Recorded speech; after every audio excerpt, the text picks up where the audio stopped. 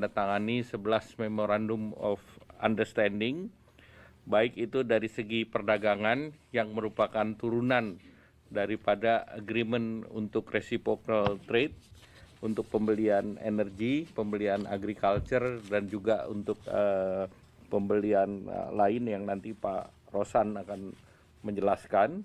Itu nilainya sebesar 38,4 miliar. Juga ada sektor teknologi. Nah, di samping itu juga ada pengembangan critical mineral. Dalam hal ini adalah perpanjangan daripada Freeport McMoran dari 2041 sampai 2061. Kemudian ada pembelian jagung, pembelian cotton, kemudian terkait dengan shredded worn clothes, kemudian terkait dengan furniture, terkait dengan oil field recovery, kemudian juga ada hilirisasi dari pengembangan silika sampai silika iron untuk produksi semikonduktor. Di samping itu juga ada juga kerjasama antar kawasan industri ataupun kawasan perdagangan dengan perusahaan Amerika. Nah, hari ini tadi pagi Bapak Presiden langsung menandatangani kerjasama Agreement of Reciprocal Trade yang diberi judul Toward a New Golden Age for the US-Indonesia Alliance, dan ditandatangani secara bersama baik oleh Bapak Presiden Prabowo maupun Presiden Donald Trump.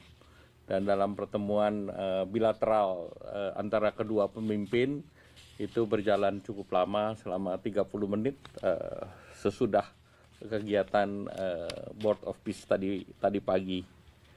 Dan dokumen terkait dengan Agreement on Reciprocal Trade ini lampirannya itu tadi juga dilanjutkan bersama di kantor daripada USTR, Ambasador Jamieson Greer.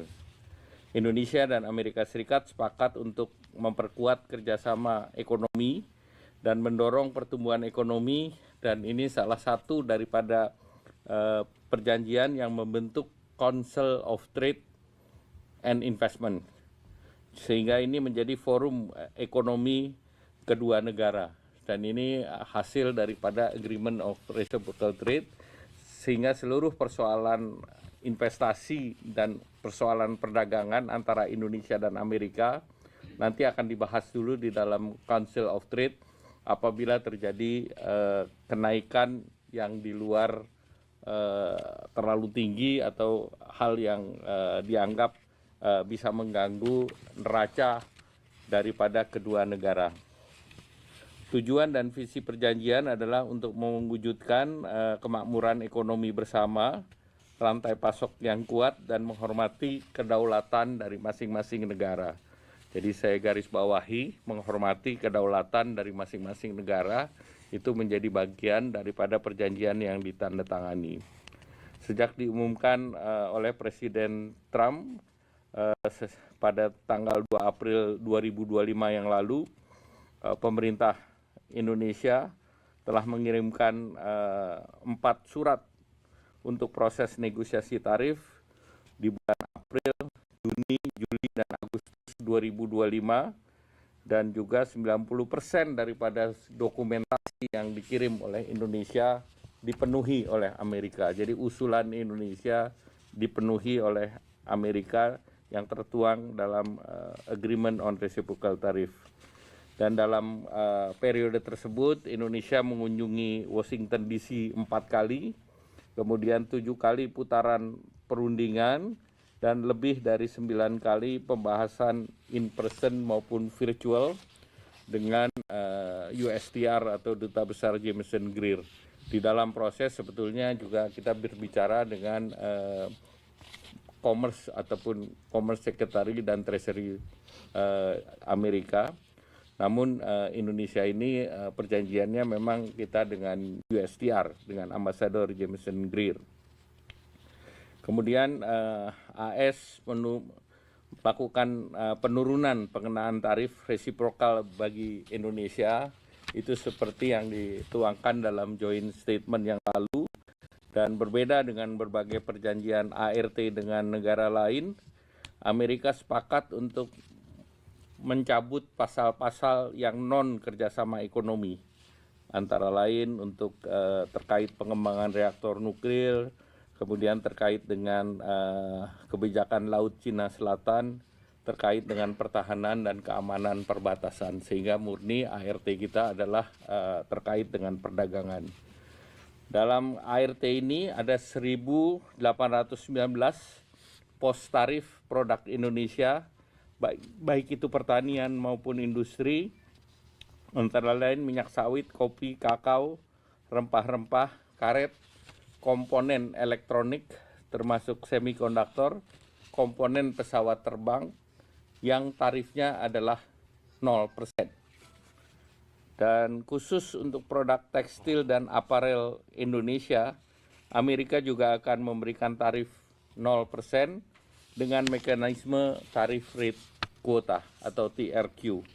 Dan tentunya ini memberikan manfaat bagi 4 juta pekerja di sektor ini, dan kalau kita hitung dengan keluarga ini sangat berpengaruh terhadap 20 juta masyarakat Indonesia.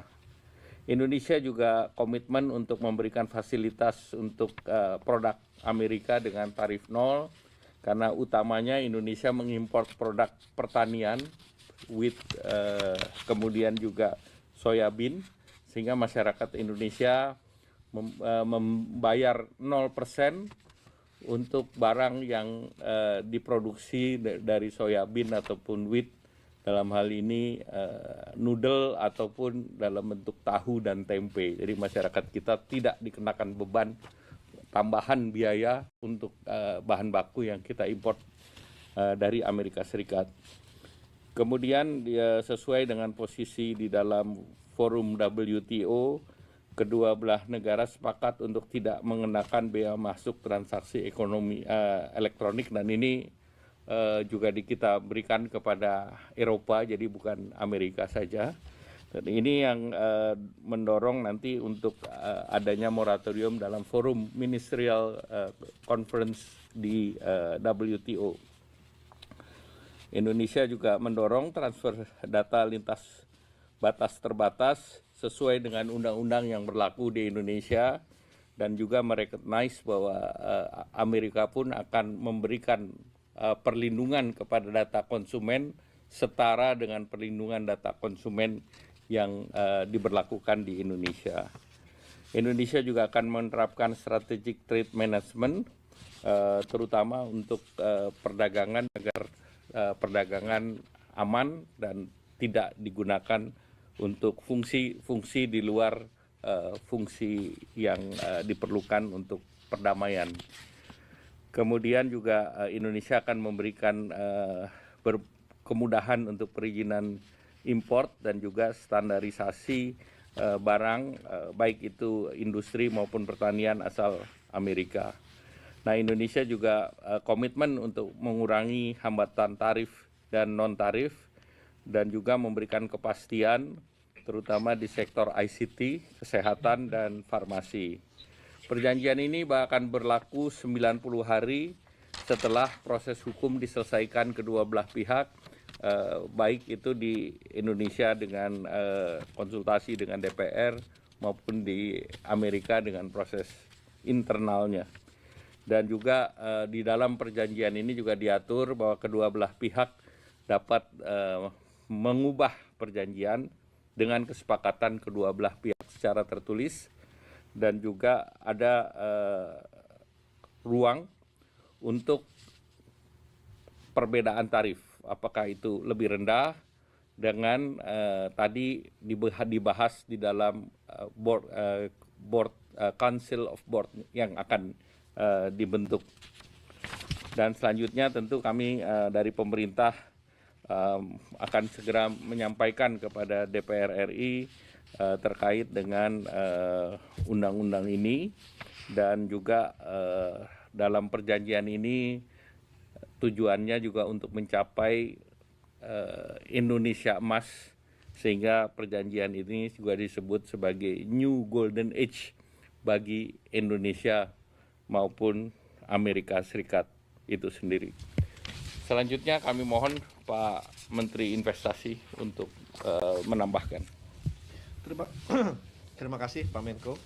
Pada teman-teman media yang terhormat, ya memang pada kesempatan ini dari kesepakatan antara agreement reciprocal tarif ini ada beberapa kegiatan yang memang menyangkut di Kementerian Investasi maupun di Danantara, karena ada beberapa kesepakatan, di antaranya adalah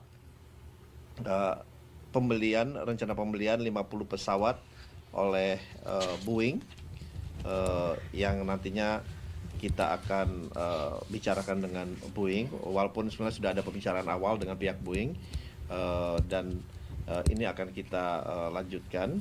Dan juga ada kesepakatan untuk melakukan impor gas dan crude oil nilainya 15 miliar dolar per tahunnya, dan juga adanya rencana untuk lebih meningkatkan kerjasama di bidang ekonomi, terutama di dalam hal ini di bidang investasi.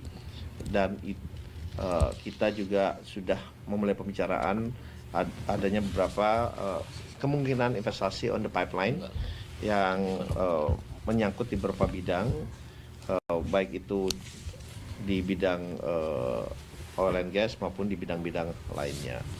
Nah, mungkin itu yang menyangkut dua hal yang memang implementasinya berada di dalam Danantara, ruang lingkup Danantara sebetulnya. Mungkin itu dua hal itu Pak Menko ya. Terima kasih. Yang sudah terjawab. Terima kasih. Dari Pak Dubes, ada yang ingin ditambahkan? Silakan. Terima kasih Pak Menko, Bapak sekalian dari media. Tentunya tugas dari perwakilan Indonesia di Amerika Serikat adalah mengimplementasikan agreement on trade, kesepakatan trade ini yang sudah ditandatangani tadi pagi. Jadi implementasi ini tadi kami garis bawahi saja. Perwakilan kita misalnya KBRI di Washington DC sebagai pusatnya. Kemudian untuk tadi pengembangan pertambangan misalnya dengan Freeport itu Arizona, akan digalang dari Konsul Jenderal RI kita di Los Angeles. Kerjasama berkaitan dengan teknologi digital, itu ada Silicon Valley, antara lain itu di Washington State, di Seattle, akan dikelola dari Konsul Jenderal RI kita di San Francisco. Sedangkan kaitannya dengan tadi bahan pangan seperti kedelai dan juga gandum di wilayah daerah Midwest Amerika Serikat, itu akan dikoordinasikan di bawah Konsul Jenderal RI kita di Chicago. Untuk kegiatan oil and gas tadi tentunya ini ada tugas dari konsulat jenderal kita di Houston.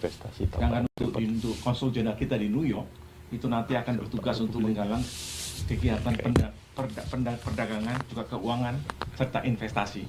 Saya kira itulah hal-hal kesiapan dari perwakilan RI kita di Amerika Serikat untuk mengimplementasikan agreement yang sudah ditandatangani tadi pagi. Terima kasih Pak Menko. Ya.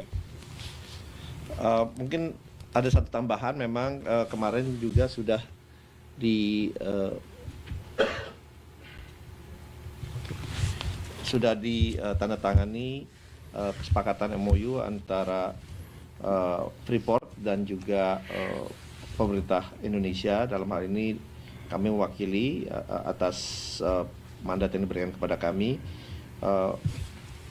sehingga pihak Freeport bisa meningkatkan investasinya kurang lebih dalam 20 tahun ke depan, nilainya itu 20 miliar dolar, dan ini juga akan memberikan dampak yang positif kepada baik dari segi penerimaan pajak dan yang lain-lainnya. Oleh sebab itu ini tentunya akan ditindaklanjuti sehingga akan menjadi definitive agreement dalam waktu yang tidak lama. Terima kasih. Terima kasih. Saya juga ingin menambahkan bahwa perjanjian ART ini yang tadi ditandatangani oleh kedua pemimpin negara ini menunjukkan bahwa dekatnya hubungan antara Bapak Presiden Prabowo dengan Bapak Presiden Trump. Dan tadi dalam pembukaan acara BOP juga disebut hal yang